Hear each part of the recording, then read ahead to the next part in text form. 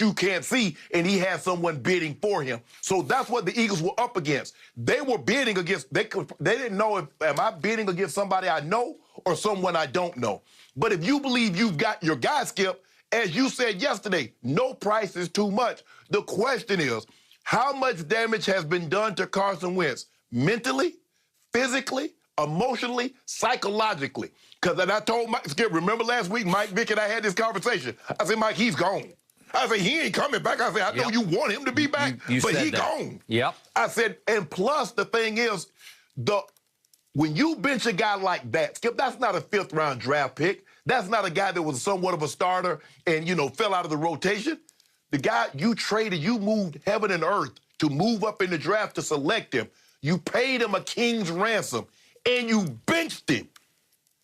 You don't come back from that. That's not, Skip, if it's his rookie season, you could overcome that.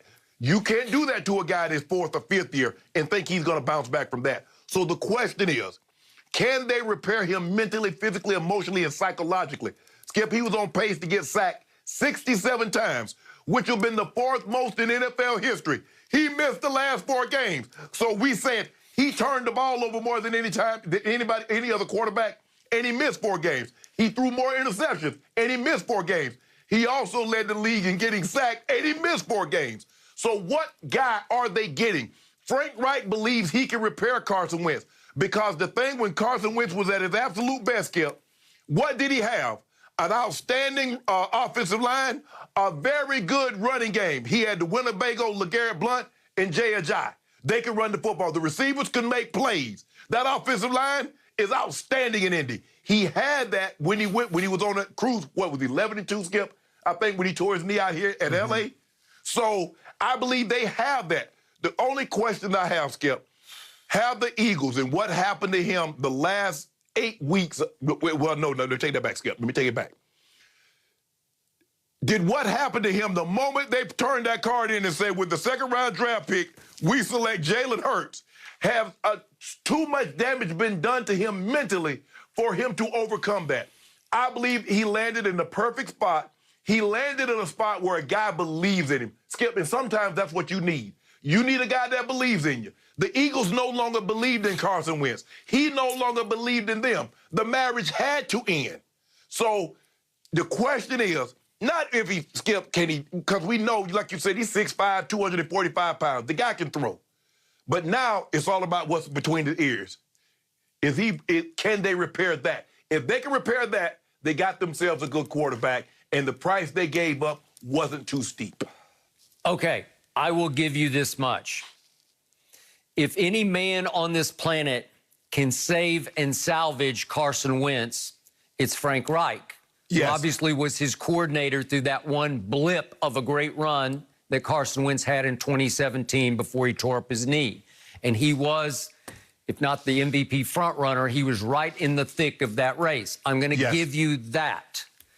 But that's all I'm going to give you, because the truth was, if Indy had played its cards a little more shrewdly, I think they could have gotten Carson Wentz for even more of a song. I think they could have just said, we'll give you this year's 2 and be done with it, and they would have gotten him for that.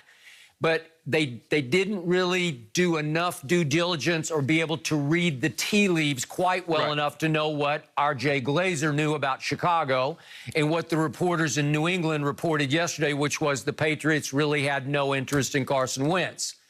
So let's step back for a moment for our viewers' sake and put this all in perspective. All you really need to know about Carson Wentz is he was the #2 overall pick in the draft. He's still under 30 years of age. He's still in his late 20s. And Philly was so desperate to get rid of him that they were willing to eat the all-time record amount of dead cap money, which is $33.8 million. That's their fault for paying him all that money to begin with, giving him a second contract. But they just said, we got to get out from under this. He's a disaster. He's unfixable. We have to do this now, not wait. We have to do it right now. And all you need to know about Carson Wentz is the Colts were bidding against themselves. There was no other market in the entire National Football League for a quarterback who had a little bit of an MVP run in 2017, who's still under 30 years of age and was once upon a time the #2 overall pick. Nobody wanted him because they all believe he is damaged beyond repair. Right. Some of them might have thought that he wasn't that great to begin with. That was my stance with you on this show from day one. I did not watch him at North Dakota State enough. I saw the highlights, so I wasn't sure coming out of the draft. But after I saw him, especially against my team, my Dallas Cowboys in 2016 versus Dak Prescott, I thought right away he's got too much deer in headlights in him. I don't see consistent accuracy from him.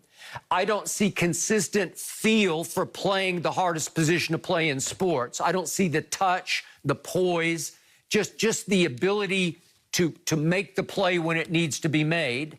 And then as it developed, he did not demonstrate the leadership intangibles that you need to play that position and be the face of a franchise and the voice in a locker room. So the player I just described was the anti-Tom Brady. And I am sorry to be the bearer of bad tidings for Colts fans, but he will ultimately disappoint you in Indianapolis because obviously we're not talking about Peyton Manning here. I don't think we're even talking about Andrew Luck. And I had some concerns, some misgivings about No. He's not as Andrew good Luck. as Andrew Luck. No, he wasn't as good as Andrew Luck. Okay, No, hell well, no. what I I'm would saying never is say that. don't start putting him even on the Luck pedestal okay. yet because he's not going to be Andrew Luck either. So the problem Could he be is Phillip Rivers?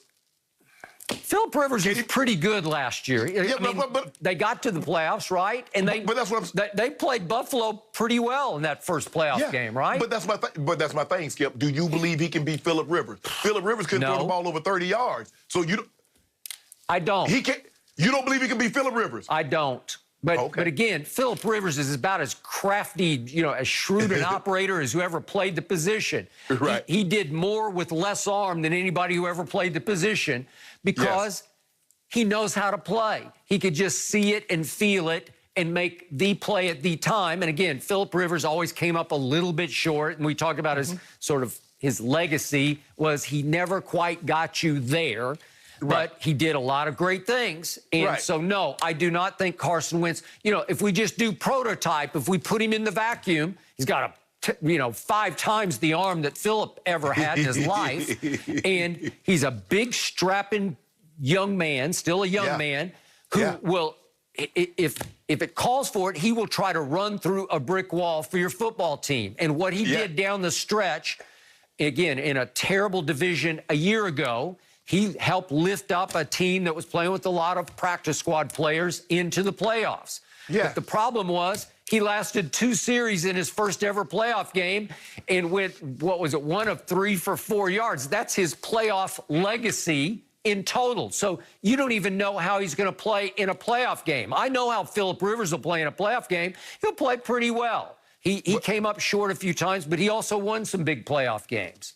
But the thing is, Skip, is that you say that he didn't play well, but you look at what he had. You give him Dak Prescott's offensive line and those skill positions. Do we believe we have this conversation about Carson Wentz? The question, for me, the thing is, I believe he can be. I mean, people don't realize Phillip Rivers had a very good career. Phillip Rivers somehow ended up throwing for more passing yards, more passing touchdowns than Dan Marino. And Dan Marino is a top 100 player in NFL history. And somehow Phillip Rivers, with his ability, Skip, Phillip Rivers could not run me or you currently. And I hadn't run in a decade. I got it. And you don't do any sprints. And Phillip Rivers could not run either one of us. But he found a way to get it done with the ability that he has. Carson Wentz has more ability.